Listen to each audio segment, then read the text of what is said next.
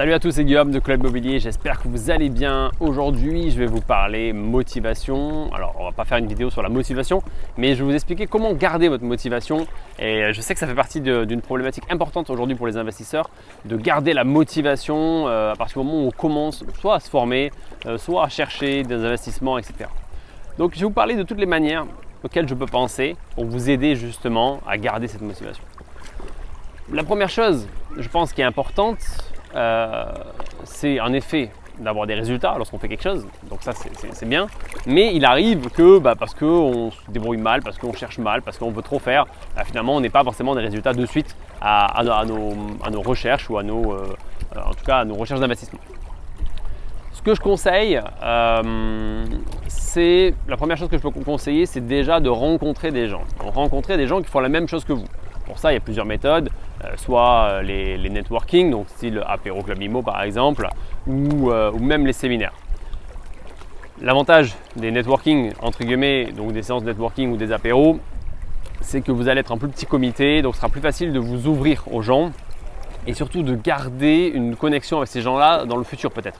D'accord, vous pouvez rencontrer des gens, leur parler de votre parcours, leur parler de là où vous en êtes, des visites que vous avez faites, où est-ce que vous recherchez en ce moment, les formations que vous avez suivies par exemple, et surtout garder un contact avec ces personnes-là, soit en revenant aux mêmes événements, parce que les gens vont revenir, donc vous revenez et en fait vous faites un bilan tous les 3 mois, je sais pas, j'en sais rien, soit en simplement gardant contact, en s'appelant, en remangeant après derrière avec ces personnes-là de manière en plus petit comité encore une fois. Et je pense que le petit comité est important parce que c'est ça qui permet la proximité, qui permet de dévoiler suffisamment de choses.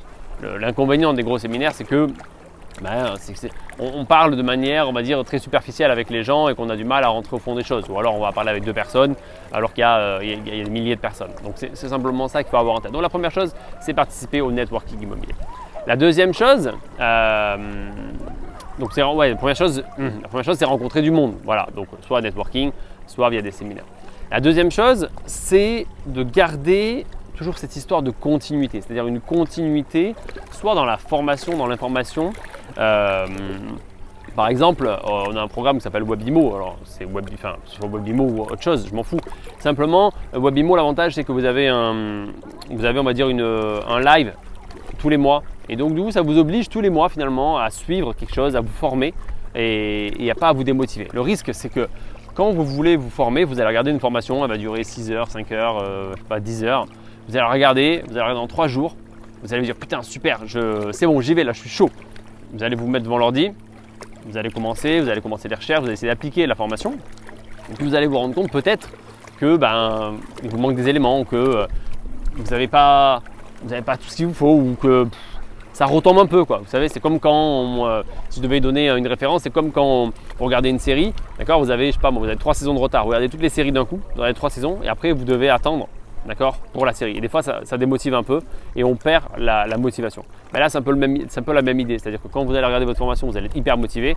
Mais après, derrière, si vous n'avez pas de continuité, si vous n'avez rien derrière, si vous n'avez pas un fil conducteur finalement qui va continuer à vous former petit à petit, vous perdez cette motivation. Et donc la deuxième chose, c'est participer à des lives ou en tout cas participer à des formations régulières. Voilà, pas forcément chaque fois des 4 heures, 5 heures de formation, mais une petite heure par-ci, 2 heures par-là. Et je pense que c'est ça peut donner une continuité, je vous dis, dans la formation et de garder une motivation. Et encore une fois, vous aurez un contact avec d'autres gens qui vont eux écrire pendant ce live, qui vont mettre des commentaires, etc. Donc c'est toujours intéressant. La troisième chose à laquelle je peux penser pour vous garder finalement cette motivation, c'est ce qu'on appelle le programme chasseur IMO. C'est un peu dans le même style, si vous voulez, dans le même principe d'idée que WebImo, sauf que c'est vraiment spécialisé sur la recherche en elle-même. Et je sais que le gros problème des gens avec la recherche, c'est la visite. C'est-à-dire, quand je dis la visite, c'est le fait de savoir quand est-ce qu'on va déclencher la visite. Et ça, c'est un vrai problème. Les gens, vous allez avoir 2 catégories de personnes. Vous allez avoir une catégorie de personnes qui va déclencher trop vite, c'est-à-dire qui va dire « Ah, tiens, celui-là a l'air pas mal, je vais le visiter. Okay » En disant « De toute façon, il faut enchaîner les visites, c'est comme ça qu'on apprend. » Et vous avez la deuxième personne qui va dire « Ouh là là, avant de me déplacer, il faut que j'ai beaucoup d'informations. » Et là, c'est le deuxième type de personne, c'est-à-dire qu'il va prendre tellement d'informations qu'il ne visitera jamais. Parce qu'en fait, il aura besoin tout le tour de tellement d'infos qu'avant qu'il ait toutes les infos, le produit sera vendu, il sera donné à quelqu'un d'autre ou il sera plus sur le marché. Donc, il y a ces deux types de personnes. Et par exemple, le programme Chasseur IMO, l'objectif, il est justement de vous aider à analyser et à savoir ce qu'il faut analyser, ce qu'il faut regarder et à partir de quel moment on dit ok, on y va, on va visiter. Et un grand cas, si vous voulez, de découragement, c'est le fait de visiter trop ou pas assez.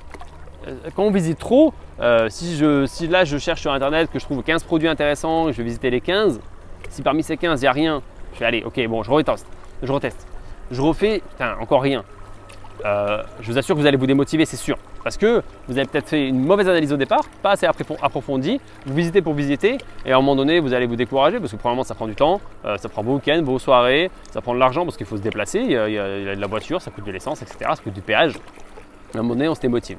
Et l'autre type de personne qui va jamais visiter, à un moment donné, le projet va lui sortir un peu de la tête et puis il va se concentrer sur son boulot parce qu'il a un rush sur un projet et que il faut bien bosser quand même, quoi. Donc voilà, c'est ça le problème. Et je trouve que le programme Chasseur IMO permet finalement de savoir bien quantifier quand est-ce qu'il faut aller visiter ou quand est-ce que on va pas visiter, quoi. Voilà. Donc voilà, c'est simplement des petits tips pour vous donner des idées. En tout cas, si vous sentez que vous allez un peu moins bien, que vous commencez à vous démotiver un petit peu, voilà, n'hésitez pas à aller sur ce type d'événement, type de programme, ça va vous rebooster. Après, si vraiment voilà, vous avez besoin de conseils personnalisés, etc., sachez que chez Club Immobilier, on fait de l'accompagnement, on fait de la recherche aussi, donc n'hésitez pas à regarder sur le site internet ce qu'on fait, mais ce que je veux dire, c'est que c'est quand même important d'essayer de faire les choses soi-même au départ. Après, on peut s'apercevoir qu'on n'a pas tous les éléments, toutes les connaissances pour le faire, et c'est pas grave, il faut savoir dire je ne sais pas faire et apprendre et pour pouvoir faire mieux les prochaines fois, mais surtout,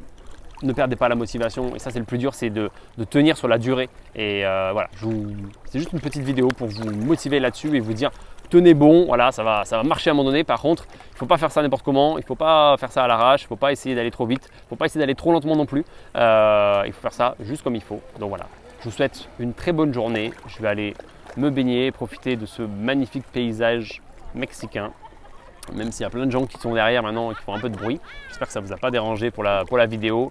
Sur ce, si ça vous avez aimé cette vidéo, n'hésitez pas à mettre un petit pouce et à vous abonner à la chaîne si ce n'est pas fait. Je vous mettrai quelques liens des événements et de ce dont je vous ai parlé, des programmes dans la vidéo. Si vous voulez plus d'infos, lâchez un petit commentaire, ça fait plaisir. À très bientôt, salut, ciao!